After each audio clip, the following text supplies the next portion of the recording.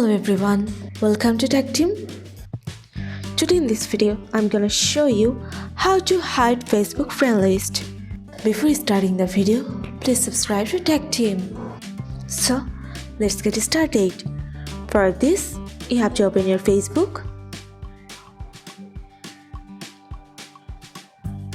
Now go to your menu.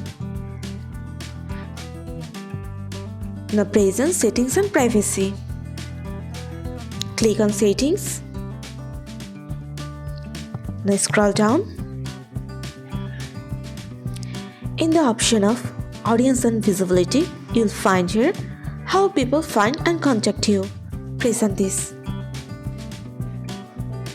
If you want to hide your friend list, then you just have to select here Only Me.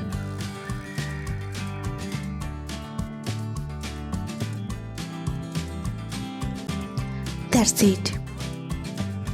So this is how to hide your Facebook friend list. So guys, that's it. You can do this. I think this video is very helpful to you. If it was, then give a thumbs up and hit the subscribe button. And thanks for watching.